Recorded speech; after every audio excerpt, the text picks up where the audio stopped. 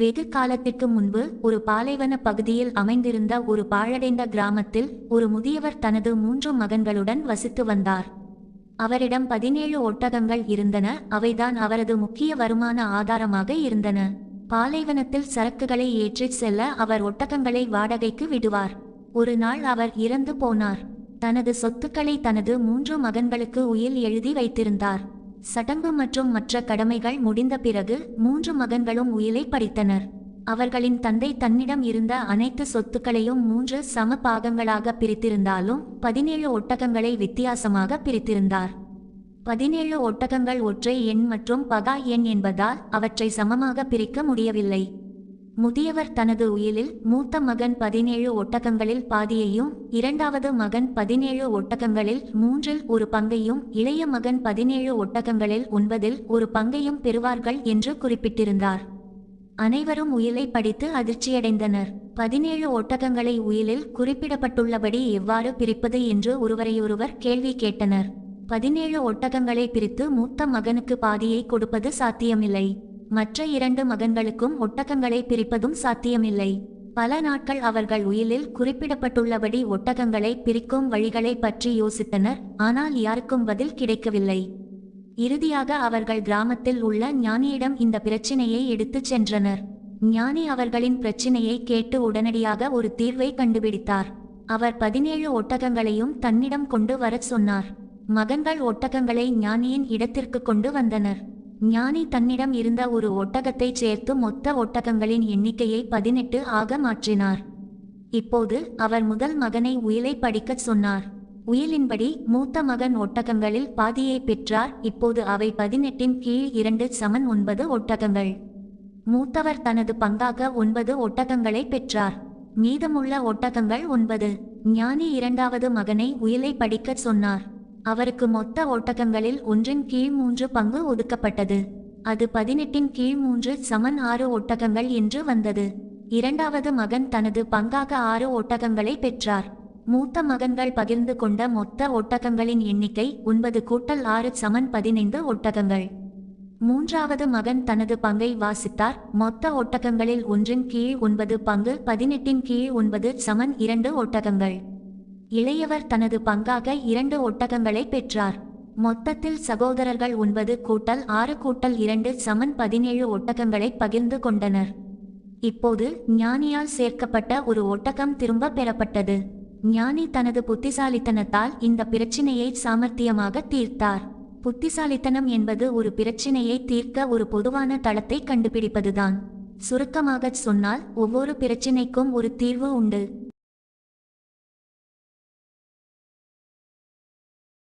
வெகு காலத்திற்கு முன்பு மக்கள் ஒரு மன்னனின் ஆட்சியில் மகிழ்ச்சியாக வாழ்ந்து வந்தனர். ராஜ்ய மக்கள் மிகவும் மகிழ்ச்சியாக இருந்தனர். ஏனெனில் அவர்கள் ஏராளமான செல்வத்துடன் வளமான வாழ்க்கை வாழ்ந்தனர். எந்த துரதிர்ஷ்டங்களும் இல்லை. ஒருமுறை மன்னர் தூர இடங்களில் உள்ள வரலாற்று முக்கியத்துவம் வாய்ந்த இடங்களையும் புனித யாத்திரை மையங்களையும் பார்வையிட முடிவு செய்தார். தனது மக்களுடன் உரையாடுவதற்காக அவர் காலால் பயணிக்க முடிவு செய்தார். தூர இடங்களில் உள்ள மக்கள் தங்கள் மன்னனுடன் உரையாட கிடைத்த வாய்ப்பிற்காக மிகவும் மகிழ்ச்சியடைந்தனர். தங்களின் மன்னருக்கு ஒரு நல்ல இதயம் இருப்பதற்காக அவர்கள் பெருமைப்பட்டனர். பல வார பயணத்திற்கு பிறகு மன்னர் அரண்மனைக்கு திரும்பினார். அவர் பல புனித யாத்திரை மையங்களை பார்வையிட்டதற்கும் தனது மக்கள் வளமான வாழ்க்கை வாழ்வதை கண்டதற்கும் மிகவும் மகிழ்ச்சியாக இருந்தார். இருப்பினும் அவருக்கு ஒரு வருத்தம் இருந்தது. நீண்ட தூரம் கால்நடையாக பயணம் செய்தது அவரது முதல் பயணமாக இருந்ததால் அவரது கால்களில் தாங்க முடியாத வலி இருந்தது. சாலைகள் வசதியாக இல்லை என்றும் அவை மிகவும் கல் நிறைந்ததாகவும் அவர் தனது அமைச்சர்களிடம் புகார் கூறினார். வலியால் அவரால் தாங்க முடியவில்லை. அந்த சாலைகளில் நடக்க வேண்டிய மக்களுக்கு அதுவும் வேதனையாக இருக்கும் என்பதால் அவர்களை பற்றி அவர் மிகவும் கவலைப்படுவதாக கூறினார். இதையெல்லாம் கருத்தில் கொண்டு தனது ராஜ்ய மக்களின் வசதிக்காக நாடு முழுவதும் உள்ள சாலைகளை தோலால் மூட தனது வேலைக்காரர்களுக்கு அவர் உத்தரவிட்டார். மன்னரின் உத்தரவை கேட்டதும் அவரது அமைச்சர்கள் திகைத்து போயினர். ஏனெனில் போதுமான அளவு தோல் கிடைப்பதற்காக ஆயிரக்கணக்கான பசுக்கள் கொல்லப்பட வேண்டும் என்று அர்த்தம். மேலும் இதற்கு அதிக செலவும் ஆகும். இறுதியாக அமைச்சகத்தில் இருந்து ஒரு ஞானி மன்னரிடம் வந்து தனக்கு வேறு யோசனை இருப்பதாக கூறினார். மன்னர் மாற்று வழி என்ன என்று கேட்டார். மந்திரி, சாலைகளை தோலால் மூடுவதற்கு பதிலாக உங்கள் கால்களை மூடுவதற்கு பொருத்தமான வடிவத்தில் வெட்டப்பட்ட ஒரு துண்டு தோலை ஏன் நீங்கள் வைத்திருக்கக்கூடாது என்று கேட்டார். மன்னர் அவரது ஆலோசனையால் மிகவும் ஆச்சரியப்பட்டார் மற்றும் மந்திரியின் ஞானத்தை பாராட்டினார். அவர் தனக்காக ஒரு ஜோடி தோல் காலணிகளை ஆர்டர் செய்தார், மேலும் தனது நாட்டு மக்கள் அனைவரையும் காலணிகள் அணியுமாறு கேட்டுக்கொண்டார். நீதி: உலகை மாற்ற முயற்சிக்காமல் நம்மை மாற்ற முயற்சிக்க வேண்டும். காட்டுல ஒரு முயல் குட்டி வாழ்ந்துச்சு. அதுக்கு நிறைய நண்பர்கள் இருந்தாங்க. அதனால அது ரொம்ப பெருமைப்பட்டுச்சு. ஒரு நாள் முயல் குட்டி காட்டு நாய்களோட பயங்கரமா குறைக்கிற சத்தம் கேட்டுச்சு. அது ரொம்ப பயந்து போச்சு. யாரையாவது உதவிக்கு கூப்பிடலாம்னு முடிவு பண்ணுச்சு. உடனே தன்னோட நண்பன் மான் கிட்ட போச்சு.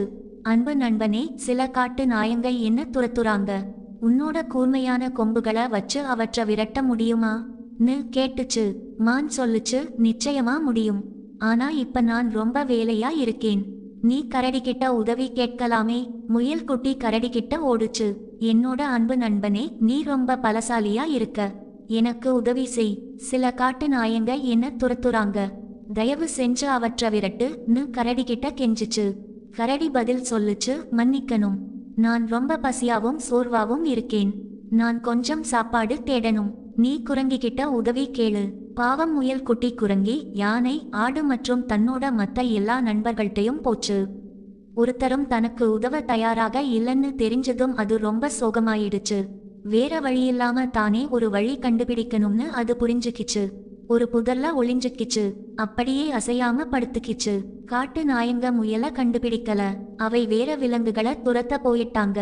தனக்கு உதவாத நண்பர்களை நம்பாம தன்னாலேயே எப்படி உயிர் வாழணும்னு முயல் குட்டி கத்துக்கிச்சு. நீதி: மற்றவங்களை நம்புறத விட உன்னையே நம்புறது ரொம்ப நல்லது. ஒரு கோடை காலத்துல ஒரு வயல்ல ஒரு வெட்டுக்கிளி சந்தோஷமா துள்ளி குதிச்சு பாட்டு பாடிக்கிட்டு இருந்துச்சு. அப்போ ஒரு எறும்பு போச்சு. அது ரொம்ப கஷ்டப்பட்டு ஒரு சோளக்கதிரை தன்னோட கூட்டுக்கு எடுத்துட்டு போய்கிட்டு இருந்துச்சு. ஏன் உன் வாழ்க்கையை இப்படி கஷ்டப்பட்டு வீணாக்குற? என் கூட கொஞ்ச நேரம் உட்கார்ந்து பேசலாமே வெட்டுக்கிளி கேட்டுச்சு. நான் குளிர்காலத்துக்காக சாப்பாடு சேகரிச்சுட்டு இருக்கேன். நீயும் அதே மாதிரி செய்யணும் எறும்பு சொல்லுச்சு. குளிர்காலத்தை பத்தி ஏன் கவலைப்படணும்? இப்போ நமக்கு நிறைய சாப்பாடு இருக்கு வெட்டுக்கிளி சொல்லுச்சு. ஆனா எறும்பு தன்னோட வேலைய பார்த்துக்கிட்டே போச்சு. குளிர்காலம் வந்ததும் வெட்டுக்கிளி பசியால சாகுற நிலைமையில இருந்துச்சு. ஆனா எறும்புகள் கோடை காலத்துல சேகரிச்சு வச்சிருந்த சோளம், தானியத்தை ஒவ்வொரு நாளும் எடுத்து சாப்பிட்டுச்சு. அப்பதான் வெட்டுக்கிளிக்கு புரிஞ்சுது, நீதி: இன்னைக்கு வேலை செஞ்சா நாளைக்கு அதோட பலனை அனுபவிக்கலாம்.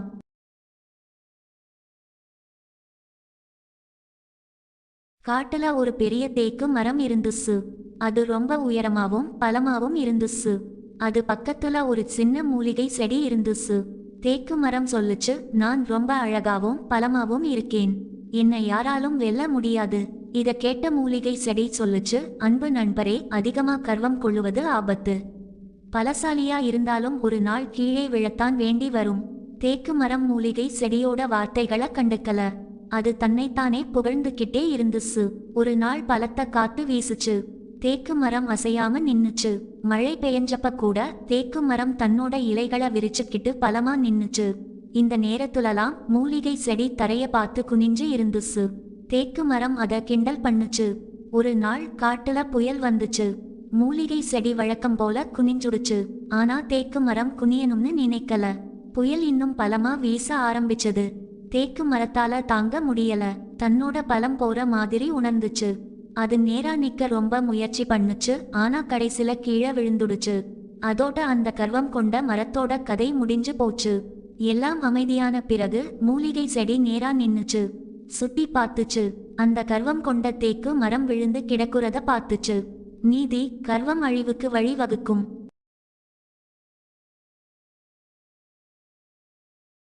ஒரு தாய் வாத்தும் அவளோட குட்டி வாத்துகளும் ஒரு நாள் ஒரு ஏரிக்கு போய்கிட்டு இருந்தாங்க. குட்டி வாத்துகள் அம்மா பின்னாடியே போறதுல ரொம்ப சந்தோஷமா இருந்தாங்க. குவா குவான்னு சத்தம் போட்டுக்கிட்டே போனாங்க. திடீர்னு தாய் வாத்து தூரத்துல ஒரு நரிய பார்த்துச்சு. அதுக்கு பயமாயிடுச்சு. உடனே கத்துச்சு, குழந்தைகளா, சீக்கிரம் ஏரிக்கு போங்க. அங்க ஒரு நரி இருக்கு. குட்டி வாத்துகள் வேகமா ஏரிய நோக்கி ஓடுனாங்க. தாய் வாத்துக்கு என்ன பண்றதுன்னு தெரியல. அப்போ ஒரு யோசனை வந்துச்சு. அவள் முன்னும் பின்னும் நடக்க ஆரம்பிச்சா. ஒரு இறக்கைய தரையில இழுத்துக்கிட்டே நடந்தா. நரிய பார்த்ததும் நரிக்கு சந்தோஷம் ஆயிடுச்சு. அது தனக்குள்ளேயே சொல்லிக்கிச்சு, இவளுக்கு அடிபட்டுருக்கு போல, பறக்க முடியாது. நான் ஈஸியா இவளை பிடிச்சு சாப்பிடலாம். நரி அவளை நோக்கி ஓடி வந்துச்சு. தாய் வாத்து ஓட்டிட்டே இருந்துச்சு. நரிய ஏரிய விட்டு தூரமா கூட்டிட்டு போச்சு. நரி அவளை பின்னாடியே போச்சு. இப்போ நரியால குட்டி வாத்துகளை தொந்தரவு பண்ண முடியாது. தாய் வாத்து தன்னோட குட்டிங்களை பார்த்துச்சு. அவை ஏரிய அடைஞ்சிட்டத பார்த்து நிம்மதியா பெருமூச்சு விட்டா. நரி அவளை கலைச்சு போயிட்டான்னு நினைச்சு கிட்ட வந்துச்சு.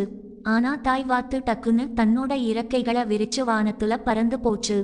ஏரியோட நடுவுல போய் உட்கார்ந்துச்சு. குட்டி வாத்துகள் நீந்தி போய் அம்மா கிட்ட சேர்ந்துகிட்டாங்க. நரி தாய் வாத்தையும் குட்டி வாத்துகளையும் பார்த்து நம்ப முடியாம திகைச்சு போச்சு. தாய் வாத்து நரிய ரொம்ப தந்திரமா ஏமாத்திடுச்சு. இப்போ நரியால அவங்கள பிடிக்க முடியாது. ஏன்னா அவங்க ஏரியோட நடுவுல இருந்தாங்க. ஒரு பேராசைக்கார எலி ஒரு கூடை நிறைய சோளம் பார்த்துச்சு. அவளோட வாயெல்லாம் தண்ணி ஊறுச்சு. அவளுக்கு எப்படியாவது அந்த சோளத்தை சாப்பிடணும்னு தோணுச்சு. அதனால கூடையில ஒரு சின்ன ஓட்டை போட்டா. அந்த ஓட்டை வழியா உள்ள நுழைஞ்சா. நிறைய சோளம் சாப்பிட்டா. வயிறு ஃபுல்லா ஆனதும் ரொம்ப சந்தோஷமா இருந்தா. இப்ப வெளியே போகணும். அதே சின்ன ஓட்டை வழியா வெளியே போக முயற்சி பண்ணா. முடியல. வயிறு பெருசா இருந்துச்சு. மறுபடியும் முயற்சி பண்ணா. ஆனா ஒன்னும் நடக்கல. எலி அழ ஆரம்பிச்சுச்சு. அப்ப ஒரு முயல் போய்கிட்டு இருந்துச்சு. எலியோட அழுகுரல கேட்டுச்சு. ஏன் அழுகுற என் நண்பான்னு கேட்டுச்சு. எலி விஷயத்த சொன்னா. நான் ஒரு சின்ன ஓட்டை போட்டு கூடைக்குள்ள வந்து சோளம் சாப்பிட்டேன். இப்ப அந்த ஓட்டை வழியா வெளியே போக முடியலன்னு சொன்னா. முயல் சொல்லுச்சு, ஏன்னா நீ நிறைய சாப்பிட்ட. உன் வயிறு சுருங்குற வரைக்கும் காத்திருன்னு சொல்லிட்டு சிரிச்சுட்டு போயிடுச்சு. எலி கூடைக்குள்ளேயே தூங்கி போச்சு. மறுநாள் காலையில அவளோட வயிறு கொஞ்சம் சுருங்கி இருந்துச்சு. ஆனா அதுக்கு இன்னும் கொஞ்சம் சோளம் சாப்பிடணும்னு தோணுச்சு. வெளியே போகணுங்கிறத மறந்து போச்சு. மறுபடியும் சோளம் சாப்பிட்டா. வயிறு மறுபடியும் பெருசாயிடுச்சு. சாப்பிட்ட பிறகு எலிக்கு வெளியே போகணும்னு ஞாபகம் வந்துச்சு. ஆனா போக முடியல. அப்ப அது நினைச்சுச்சு, சரி நான் நாளைக்கு போறேன்னு. அடுத்தது ஒரு பூனை வந்துச்சு. கூடையில எலி இருக்கிற வாசனைய நுகர்ந்துச்சு. கூடையோட மூடிய தூக்கி எலிய சாப்பிட்டுச்சு. சாம் மற்றும் டாம் ஒரே மாதிரி இரட்டை குழந்தைகள். அவங்க 2 பேரும் ஒரே மாதிரி இருந்தாங்க. அவங்க அம்மா கூட ஆரம்பத்துல யாருன்னு கண்டுபிடிக்க ரொம்ப கஷ்டப்பட்டாங்க. ஆனா அவங்க உருவத்தை தவிர மத்த எல்லாமே வேற வேற. சாமுக்கு நண்பர்களே இல்ல. ஆனா டாம் சீக்கிரமா எல்லாரையும் நண்பர்களாக்குவான். சாமுக்கு இனிப்பு பிடிக்கும். ஆனா டாமுக்கு காரமான சாப்பாடுதான் பிடிக்கும். இனிப்புன்னா பிடிக்கவே பிடிக்காது. சாம் அம்மா செல்லம், டாம் அப்பா செல்லம். சாம் தாராள மனப்பான்மை கொண்டவன், சுயநலமில்லாதவன். ஆனா டாம் பேராசைக்காரன், சுயநலவாதி.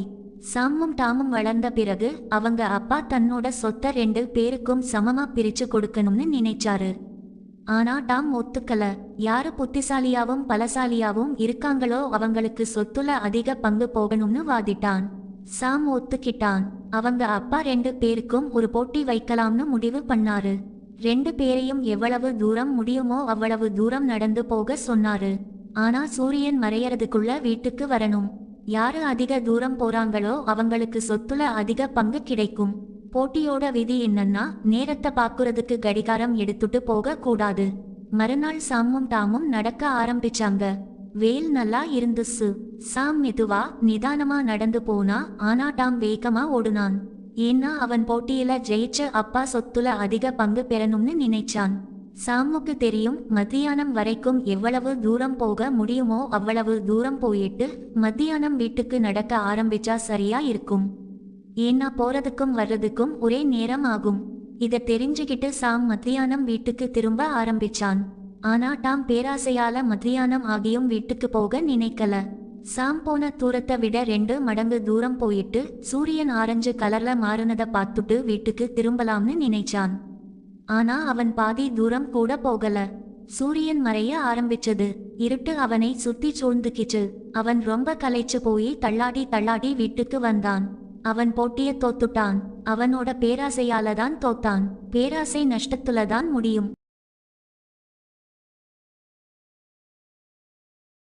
ஸ்பெயினின் தெற்கே ஒரு சிறிய கிராமம் இருந்தது. அங்கு மக்கள் மிகவும் மகிழ்ச்சியாக வாழ்ந்தனர்.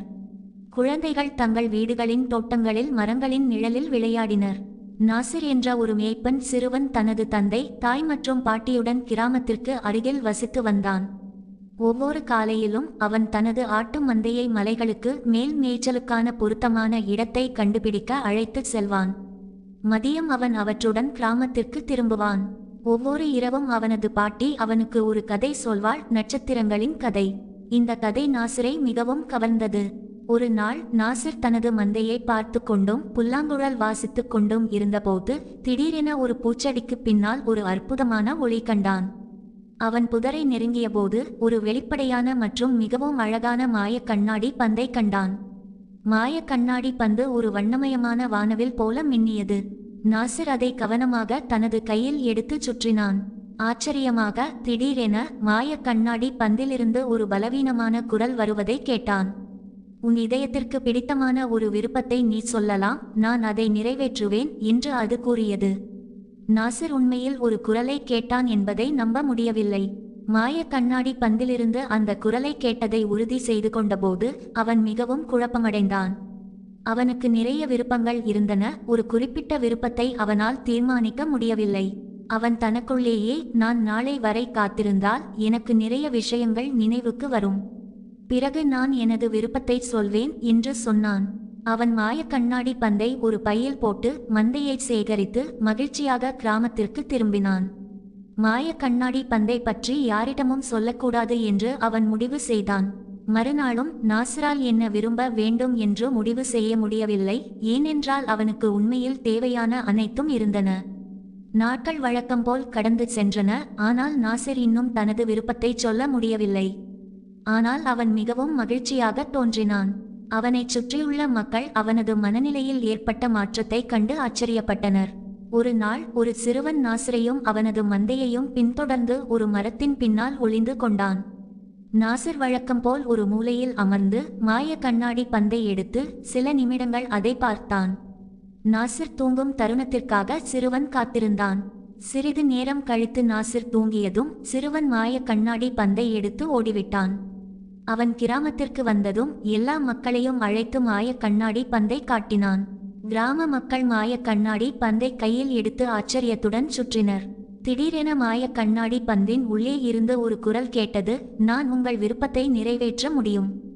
ஒருவர் பந்தை எடுத்து, எனக்கு ஒரு பை நிறைய தங்கம் வேண்டும் என்று கத்தினார். மற்றொருவர் பந்தை எடுத்து, எனக்கு 2 பெட்டிகள் நிறைய நகைகள் வேண்டும் என்று சத்தமாக சொன்னார். சிலர் தங்களது பழைய வீடுகளுக்கு பதிலாக சுத்த தங்கத்தால் செய்யப்பட்ட பிரம்மாண்டமான கதவுடன் கூடிய தங்களுக்கு ஒரு அரண்மனை வேண்டும் என்று விரும்பினர். வேறு சிலர் நகைகள் நிறைந்த பைகள் வேண்டும் என்று விரும்பினர். அவர்களின் விருப்பங்கள் அனைத்தும் நிறைவேற்றப்பட்டன. ஆனால் கிராம மக்கள் இன்னும் மகிழ்ச்சியாக இல்லை. அரண்மனை வைத்திருப்பவருக்கு தங்கம் இல்லை என்றும் தங்கம் வைத்திருப்பவருக்கு அரண்மனை இல்லை என்றும் அவர்கள் பொறாமைப்பட்டனர். இதற்காக கிராம மக்கள் ஒருவருக்கொருவர் கோபமடைந்து ஒருவருக்கொருவர் பேசிக்கொள்வதை நிறுத்தினர். குழந்தைகள் விளையாடிய கிராமத்தின் தோட்டங்கள் இனி இல்லை. அரண்மனைகளும் தங்கமும் எல்லா இடங்களிலும் இருந்தன. குழந்தைகள் மிகவும் மகிழ்ச்சியற்றவர்களாகிவிட்டனர். நாசிரும் அவனது குடும்பத்தினரும் மட்டுமே மகிழ்ச்சியாகவும் திருப்தியாகவும் இருந்தனர். ஒவ்வொரு காலையிலும் மாலையிலும் அவன் புல்லாங்குழல் வாசிப்பான். ஒரு நாள் கிராமத்து குழந்தைகள் மாய கண்ணாடி பந்தை நாசிரிடம் கொண்டு வந்தனர். எங்களுக்கு ஒரு சிறிய கிராமம் இருந்தபோது நாங்கள் அனைவரும் மகிழ்ச்சியாகவும் சந்தோஷமாகவும் இருந்தோம் என்று குழந்தைகள் நாசிரிடம் கூறினர். பெற்றோர்களும் பேசினர். ஒரு விதத்தில் அல்லது வேறு விதத்தில் நாங்கள் அனைவரும் மகிழ்ச்சியற்றவர்களாக இருக்கிறோம். ஆடம்பரமான அரண்மனைகளும் நகைகளும் எங்களுக்கு வேதனையை மட்டுமே கொண்டு வருகின்றன என்று அவர்கள் கூறினர். மக்கள் உண்மையில் வருந்துகிறார்கள் என்று நாசிர் பார்த்தபோது, மாய கண்ணாடி பந்து என்னிடம் ஏதாவது விரும்பச் சொன்னாலும் நான் இதுவரை அதை செய்யவில்லை. ஆனால் நீங்கள் உண்மையில் எல்லாம் அதன் சொந்த இடத்திற்கு திரும்ப வேண்டும் என்று விரும்பினால் நான் அதை விரும்புவேன் என்று அவன் கூறினான். அனைவரும் மகிழ்ச்சியுடன் ஒப்புக்கொண்டனர். நாசிர் மாய கண்ணாடி பந்தை கையில் எடுத்து அதை சுற்றி கிராமம் முன்பு இருந்ததைப் போலவே மாற வேண்டும் என்று விரும்பினான். ஒரு நொடியில் அரண்மனைகள் மறைந்தன, பச்சை தோட்டங்கள் தோன்றின, மரங்கள் நிறைந்த அதே பழைய கிராமம் இருந்தது. மீண்டும் மக்கள் மகிழ்ச்சியாக வாழத் தொடங்கினர். குழந்தைகள் மரங்களின் நிழலில் விளையாடினர். நாசிர் தனது திருப்தியான வாழ்க்கையை ஒவ்வொரு நாளும் தொடர்ந்து சூரியன் மறையும் நேரத்தில் புல்லாங்குழல் வாசித்தான். அதன் இனிமையான ஒலி அழகான பச்சை கிராமம் முழுவதும் கேட்டது. நீதி, நம்மிடம் எது இருந்தாலும் அதில் மகிழ்ச்சியாக இருக்க வேண்டும், பேராசை கொள்ளக்கூடாது. ஒரு அழகான வசந்த காலத்துல ஒரு வியாபாரி தன்னோட கழுதை மேல உப்பு மூட்டைகளை ஏத்தி சந்தைக்கு போகலாம்னு முடிவு பண்ணாரு. உப்பு வித்தா கொஞ்சம் காசு கிடைக்கும்னு அவரு கணக்கு போட்டாரு. வியாபாரியும் கழுதையும் ஒன்னா நடந்து போனாங்க. கொஞ்ச தூரம் போனதும் வழியில ஒரு ஆறு வந்துச்சு. அப்பாடா, என்ன ஆச்சுன்னா கழுதை கால் வழுக்கி ஆத்துல விழுந்துடுச்சு. கஷ்டப்பட்டு கரை ஏறி வந்த கழுதைக்கு ஒரு விஷயம் தெரிஞ்சுது. முதுகுல இருந்த உப்பு மூட்டைகள் லேசாயிடுச்சு. உப்பு தண்ணில கரைஞ்சு போயிருக்கும். வியாபாரிக்கு என்ன பண்றதுன்னே தெரியல. வேற வழியில்லாம வீட்டுக்கு போய் மறுபடியும் உப்பு மூட்டைகளை கழுதை மேல ஏத்திட்டு வந்தாரு. திரும்பவும் அதே வழுக்குற இடத்துல கழுதை இந்த முறை நல்லாவே ஆத்துல விழுந்துச்சு. உப்பு மறுபடியும் வீணா போச்சு. இப்ப வியாபாரிக்கு கழுதையோட தந்திரம் புரிஞ்சு போச்சு. அவருக்கு கோபம் வந்துச்சு. கழுதைக்கு ஒரு பாடம் புகட்டணும்னு முடிவு பண்ணாரு. 2வது தடவை வீட்டுக்கு போகும்போது உப்பு மூட்டைக்கு பதிலா பஞ்சு மூட்டைகளை ஏத்திட்டு வந்தாரு. 3வது தடவையும் சந்தைக்கு போனாங்க. ஆத்த கடக்கும்போது கழுதை அதே இடத்துல ரொம்ப தந்திரமா மறுபடியும் தண்ணில விழுந்துச்சு. ஆனா இப்ப என்ன ஆச்சு? மூட்டை லேசாகுறதுக்கு பதிலா இன்னும் கனமா ஆயிடுச்சு. பஞ்சு தண்ணிய உறிஞ்சிக்கிச்சு. வியாபாரி கழுதைய பார்த்து சிரிச்சாரு. முட்டாள் கழுதையே, உன் தந்திரம் தெரிஞ்சு போச்சு. ஒருத்தரை ரொம்ப தடவை முட்டாளாக்க முடியாது அப்படின்னு சொன்னாரு.